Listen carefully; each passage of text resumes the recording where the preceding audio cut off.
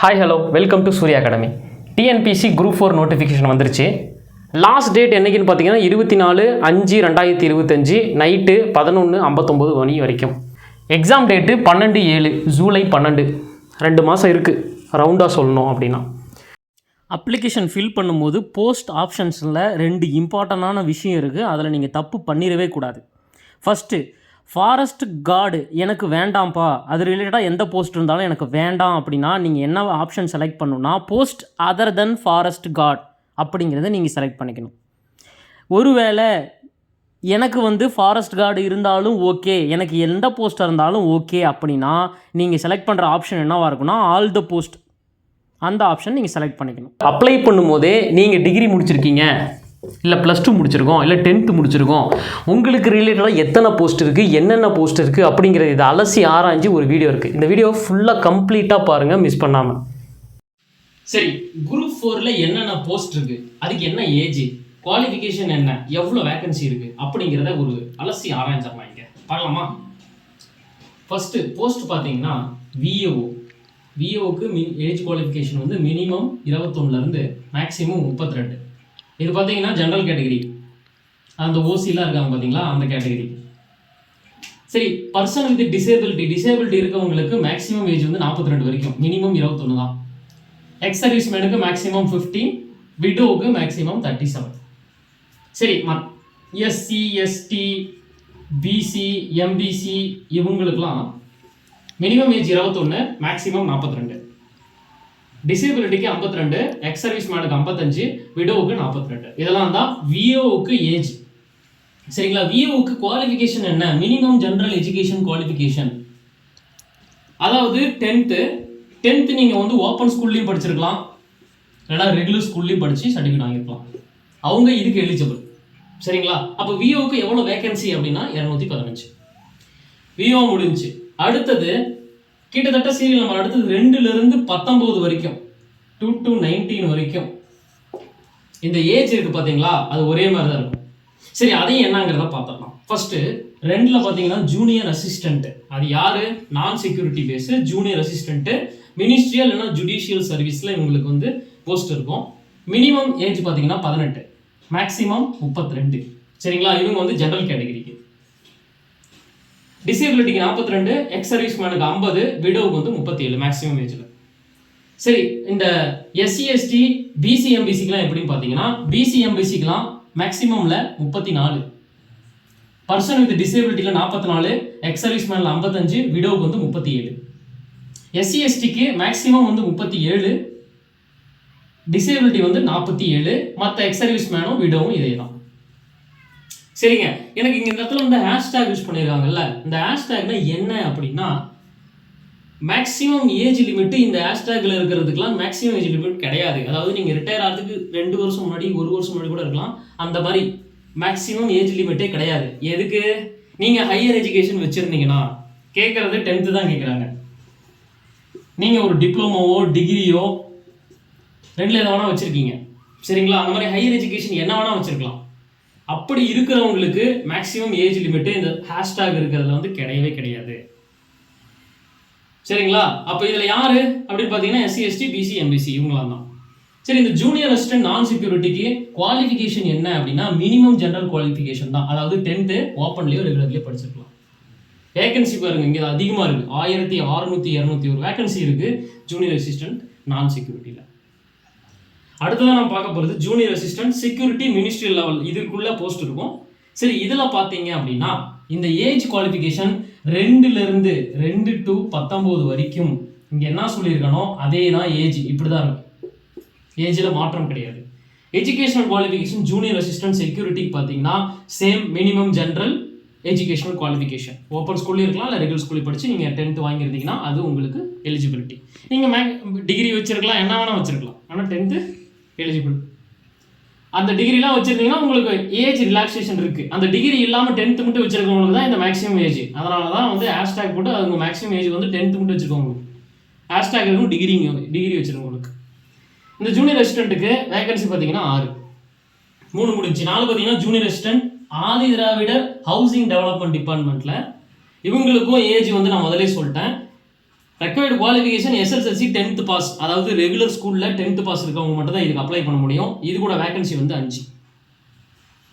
சரி, அடுத்தது junior assistant forest plantation. Junior assistant forest பிளான்டேஷனில் ஏஜி ஆல்ரெடி சொல்லிட்டேன். இவங்களுக்கு minimum general educational qualification 10th, ஓப்பனாக ரெகுலரில் எது வேணா இருக்கலாம்.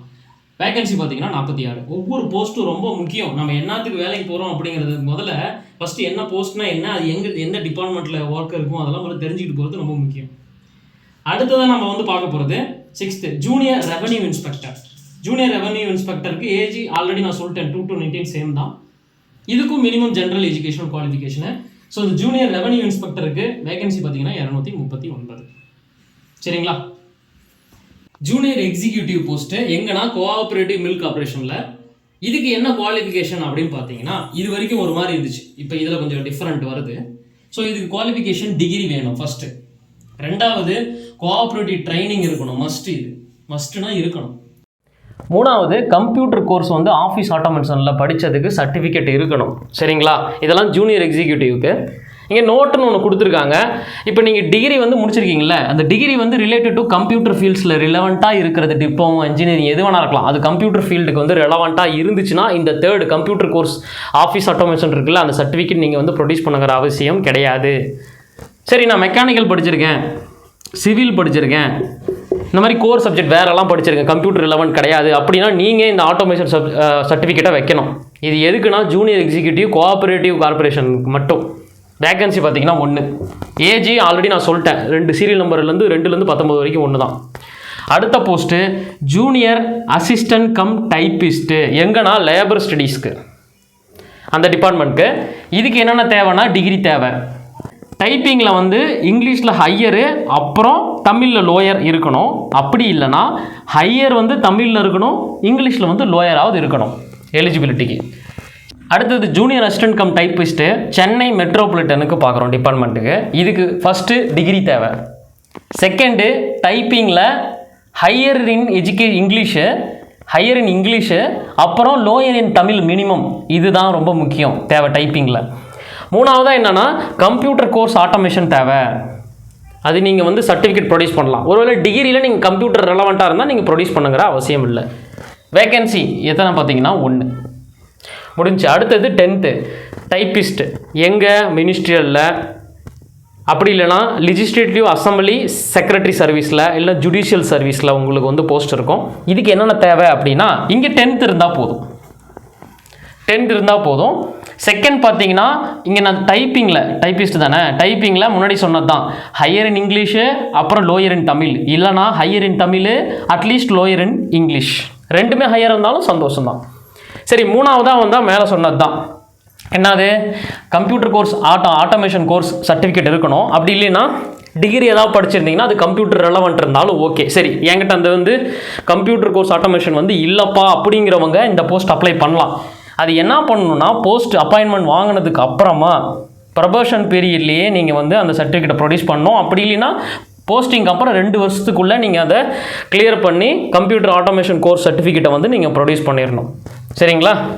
இது என்ன எத்தனை வேகன்சின்னு பார்த்தீங்கன்னா 1099 வேகன்சி இருக்குது. இதுவும் ரொம்ப அதிகம். சரி, அடுத்ததான் நம்ம பார்க்க போகிறது பியூர் டைப்பிஸ்ட். இவங்க யாருக்கு அப்படின்னா லேபர் ஸ்டடீஸ்க்கு. என்ன எலிஜிபிலிட்டி டிகிரி கேட்குறாங்க. அதுக்கப்புறம் பார்த்தீங்கன்னா அந்த டைப்பிஸ்ட்னால higher in English, lower in Tamil, இல்லைனா higher in Tamil, lower in English இது தேவைப்படுது. வேகன்சி பார்த்தீங்கன்னா இதுக்கு 1. அந்த வரிசையில் நம்ம அடுத்ததாக பார்க்க போகிறது ஸ்டீனோ டைப்பிஸ்ட்டு. மினிஸ்ட்ரியல் இல்லை ஜுடிஷியல் அதுக்கு அந்த டிபார்ட்மெண்ட்குள்ளே இந்த போஸ்ட் இருக்கும். குவாலிஃபிகேஷன் பார்த்தீங்கன்னா மினிமம் ஜென்ரல் எஜுகேஷன் 10th.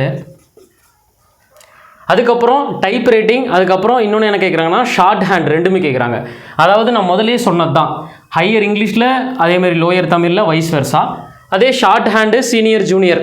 அதே ஹையர் இங்கிலீஷில் தமிழில் வந்து லோயர் இருக்கலாம், இல்லை ஹையர் தமிழில் இங்கிலீஷில் வந்து லோயர் இருந்துக்கலாம், எப்படி வேணாலும் ஓகே. கம்ப்யூட்டர் ஆட்டோமேட்டட் சர்டிஃபிகேட் இதுக்கும் ப்ரொடியூஸ் பண்ணோம். ஒருவேளை டிகிரி நீங்கள் படிச்சிருக்கீங்க கம்ப்யூட்டர் ரிலேட்டடாக அப்படின்னா சப்மிட் பண்ண தேவையில்லை. அப்படி இல்லை என்கிட்ட டிகிரி படிக்கல 10th தான் படிச்சிருக்கேன், சர்டிஃபிகேட்டும் இல்லை அப்படின்னா போஸ்ட் வாங்கினதுக்கப்புறம் 2 வருஷத்துக்குள்ளே நீங்கள் வாங்கி கொடுத்துடணும், அப்ளை பண்ணி சர்டிஃபிகேட் வாங்கி கொடுத்துடணும். சரிங்களா? வேகன்சி 335. அடுத்தது ஸ்டீனோ டைப்பிஸ்ட் தான் சேம். லேபர் ஸ்டடீஸ் டிபார்ட்மெண்ட்டில் குவாலிஃபிகேஷன் டிகிரி இருக்கணும். இங்கே பாருங்கள் 10th கேட்டிருந்தோம் ஜுடிஷியல் மினிஸ்டரில், ஆனால் லேபர் ஸ்டடீஸில் டிகிரி இருக்கணும். டைப்பில் இங்கே என்ன சொன்னமோ அதே தான் இங்கேயும். சரிங்களா? வேகன்சி பார்த்தீங்கன்னா இதுக்கு 2. அடுத்தது சேம் ஸ்டீனோடைபிஸ்ட் தான், urban habitat development department. Qualification 10th இருந்தால் போதும். சேம் டைப்பு, அப்புறம் ஷார்ட் ஹேண்டு, 2ல் ஏதாவது ஒன்று. சரிங்களா? வேகன்சி இதுக்கு 4. அடுத்ததான் நான் பார்க்க போகிறது சென்னை மெட்ரோ டிபார்ட்மெண்ட்டுக்கு ஸ்டீனோடைபிஸ்ட்டு. இது குவாலிஃபிகேஷன் டிகிரி இருக்கணும். பேட்டர்ன் பாருங்கள், 10th 12th அதுக்கப்புறம் தான் டிகிரி போயிருக்கணும். டிப்ளமோ எலிஜிபிள் கிடையாது. ஸோ டிகிரி இருக்கணும். அதுக்கப்புறம் வந்து பார்த்திங்கன்னா அந்த டைப்பிங்கில் நான் வந்து எப்படி நான் சொன்னேன், இங்கிலீஷ் அந்த higher in English lower in Tamil, அது அந்த பேட்டர்ன் தான். ஷார்ட் ஹேண்ட்லேயும் அந்த பேட்டர்ன் அப்படியே உங்களுக்கு ஃபாலோ ஆகணும். ப்ளஸ் கம்ப்யூட்டர் ஆட்டோ சர்டிஃபிகேட்டை வந்து கண்டிப்பாக நீங்கள் ப்ரொடியூஸ் பண்ணணும். இல்லை டிகிரியில் கம்ப்யூட்டர் ரிலேட்டடாக எதை படிச்சிருந்தீங்கனாலும் ஓகே. இந்த சென்னை மெட்ரோக்கு எவ்வளோ வேகன்சி அந்த ஸ்டீனோடைபிஸ்ட்டில் அப்படின்னு பார்த்தீங்கன்னா 10. அடுத்ததான் நீங்கள் பார்க்க போகிறது ஸ்டீனோடைபிஸ்ட்டில் பொல்யூஷன் போர்டுக்கு டிகிரி இருக்கணும் கண்டிப்பாக. இதுக்கு வந்து பார்த்தீங்கன்னா டைப்பிஸ்ட் வந்து மிஸ் பண்ணியிருக்காங்க. டைப்பிஸ்ட் இதுக்கு தேவைப்படும், நோட்டிஃபிகேஷனில் இல்லை, இருந்தாலும் தேவைப்படும். அடுத்ததாக பார்த்தீங்கன்னா உங்களுக்கு கம்ப்யூட்டர் ஆட்டோமேஷன் சர்டிஃபிகேட்டு ப்ரொடியூஸ் பண்ணணும் கண்டிப்பாக. அப்படி இல்லைன்னா டிகிரியில் ஏதாவது கம்ப்யூட்டர் ரிலேட்டடாக இருந்தால் ஓகே. சரிங்களா? இதுக்கு எவ்வளோ வேகன்சி அப்படின்னா 17. இந்த இந்த இந்த 4 இதில் பாருங்கள், இதில் என்ன டிஃப்ரென்ஸ் பார்த்தீங்கன்னா ஸ்டீனோடைபிஸ்ட் மினிஸ்டர் ஜுடிஷியலில் வந்து நீங்கள் சப்மிட் பண்ணலினாலும் கம்ப்யூட்டர் ஆட்டோ சர்டிஃபிகேட்டை போஸ்டிங் அப்புறமா 2 வருஷத்துக்குள்ளே பண்ணிக்கலாம். ஆனால் இங்கே சென்னை மெட்ரோவுக்கும் பொல்யூஷன் போர்டுக்கும் நீங்கள் சப்மிட் பண்ணி தான் ஆகணும், இல்லைன்னா இந்த போஸ்ட் நீங்கள் வந்து உங்களுக்கு தரமாட்டாங்க. அந்த வித்தியாசம் தான். அடுத்ததான் நம்ம பார்க்க போகிறது பர்சனல் கிளர்க்கு. எங்கன்னா எலெக்ஷன் கமிஷன் டிபார்ட்மெண்ட்டில் பெருசாக இருக்குது பாருங்கள். டிகிரி இருக்கணும் கண்டிப்பாக. டைப் ரைட்டிங் ஷார்ட் ஹேண்டு 2லேயுமே நீங்கள் ஹை இருக்கணும் சொல்லியிருக்காங்க. அதாவது எலெக்ஷன் கமிஷனில் ஹை இருக்கணும் அப்படின்னு சொல்லியிருக்காங்க.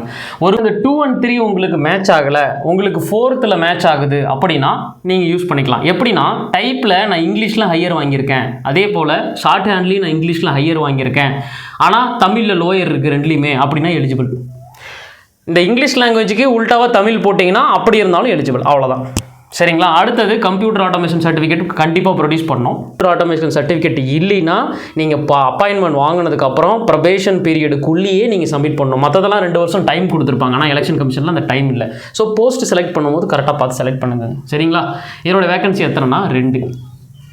அடுத்ததான் நான் பார்க்க போகிறது அசிஸ்டண்ட்டு பொல்யூஷன் கண்ட்ரோல் போர்டில் குவாலிஃபிகேஷன் டிகிரி தேவைப்படுது, கம்ப்யூட்டர் ஆட்டோமேஷன் சர்டிஃபிகேட் தேவைப்படுது.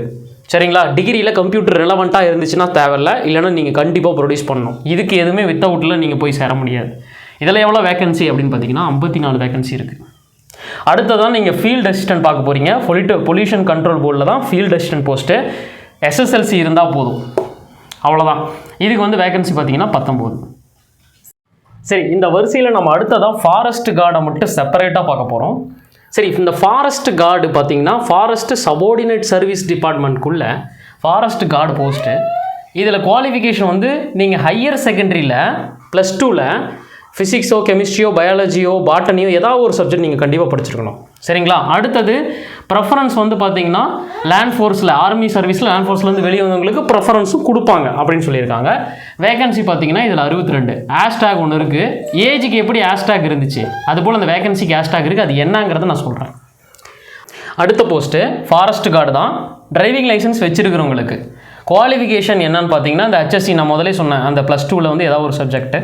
அதுக்கப்புறம் driving license, valid driving license இருக்கணும். எக்ஸ்பீரியன்ஸ் இருக்கணும், மினிமம் 3 வருஷம் எக்ஸ்பீரியன்ஸாவது இருக்கணும். அதாவது லோ மோட்டார் வெஹிக்கிள் இல்லைனா ஹெவி மோட்டார் வெஹிக்கிளில் நீங்கள் மினிமம் நீங்கள் டிரைவிங் பண்ணியிருக்கீங்க அப்படிங்கிறதுக்கு எக்ஸ்பீரியன்ஸ் சர்டிஃபிகேட் இருக்கணும். வேறு கம்பெனி ஃபார்மோ இல்லை கம்பெனியோ இல்லை நீங்கள் ப்ரைவேட்லையோ கவர்மெண்ட்டோ எது வேணா இருக்கலாம், அதை நீங்கள் வந்து இங்கே ப்ரொடியூஸ் பண்ணணும். அடுத்தது ஆட்டோமொபைல் பேசிக் நாலேஜ் இருக்கணும். அதுக்கப்புறம் ஃபஸ்ட் எய்ட் சர்டிஃபிகேட் வந்து கண்டிப்பாக இருக்கணும், மஸ்ட்டு கண்டிப்பாக இருக்கணும். இதெல்லாம் டிரைவிங் லைசன்ஸ், ஃபாரஸ்ட் கார்டு வச்சு டிரைவிங் லைசன்ஸ் இருக்கிறவங்களுக்கு உண்டான போஸ்ட்டு. இதில் வேகன்சி பார்த்தீங்கன்னா 35. அடுத்தா பார்க்க போகிறது ஃபாரஸ்ட் வாட்சர். மினிமம் குவாலிஃபிகேஷன் வந்து 10th. ஆர்மி சர்வீஸ் லேண்ட் ஃபோர்ஸ்லேருந்து வெளியே வந்தவங்களுக்கு ப்ரெஃபரன்ஸ் கொடுப்பாங்க. Vacancy 71 post. அடுத்ததான் நம்ம பார்க்க போகிறது ஃபாரஸ்ட் வாட்சரில் ட்ரைபல் யூத்துக்கு. இதில் வந்து பார்த்தீங்கன்னா குவாலிஃபிகேஷன் ஃபாரஸ்ட் வாட்சருக்கு என்னவோ அதே தான், 10th pass. Land force army சர்வீஸ்லேருந்து வந்தீங்கன்னா ப்ரெஃபரன்ஸ் கொடுப்பாங்க எக்ஸ்ட்ராவாக, அவ்வளோதான். வேகன்சி 24. சரி, இந்த ஹேஷ்டேக் என்ன அப்படின்னா அவுட்ஸ்டாண்டிங் ஸ்போர்ட்ஸ் பர்சன் இருப்பாங்களா, அவங்களுக்குன்னே ரிசர்வ் பண்ணது இந்த ஹேஷ்டேக். சரி, இந்த ஃபாரஸ்ட் கார்டு மட்டும் இந்த அவுட்ஸ்டாண்டிங் ஸ்போர்ட்ஸ் பர்சனுக்கு ஒரு எலிஜிபிலிட்டி க்ரைட்டீரியா வந்து நோட்டிஃபிகேஷனில் இருக்குது. அதை கண்டினியூட்டியாக நம்ம பார்க்கலாம் அப்புறமா. அடுத்தது நம்ம பார்க்க போகிற 24வது போஸ்ட்டு ஃபாரஸ்ட் கார்டு. இங்கே இது டிபார்ட்மெண்ட் மாறுது, ஃபாரஸ்ட் பிளான்டேஷன் கார்பரேஷன் லிமிடெட். இதுக்குள்ளே இந்த போஸ்ட்டு. இதுக்கு என்ன குவாலிஃபிகேஷன் அப்படின்னா ஹெச்எஸ்சி அந்த +2ல் நான் சொன்னேன் பார்த்தீங்களா, +2ல் ஃபிசிக்ஸோ கெமிஸ்ட்ரி பயாலஜி ஜுவாலஜி பாட்னி ஏதாவது ஒரு சப்ஜெக்ட் நீங்கள் வந்து படிச்சிருக்கணும் கண்டிப்பாக. அவ்வளோதான் குவாலிஃபிகேஷன். வேகன்சி வந்து பார்த்தீங்கன்னா 15 ஃபாரஸ்ட் கார்டுக்கு. அடுத்து ஃபாரஸ்ட் வாட்சரு. ஃபாரஸ்ட் வாட்சருக்கு பார்த்தீங்கன்னா இது 10th பாஸ் மினிமம். வேகன்சி பார்த்தீங்கன்னா 50. அவ்வளோதான்ப்பா. இதுதான் போஸ்ட்டு, அதுக்குண்டான குவாலிஃபிகேஷன், அதுக்குண்டான வேகன்சி. இது ரிலேட்டடாக உங்களுக்கு என்ன டவுட் இருந்தாலும் சரி கமெண்ட் செக்ஷனில் கமெண்ட் பண்ணுங்கள்.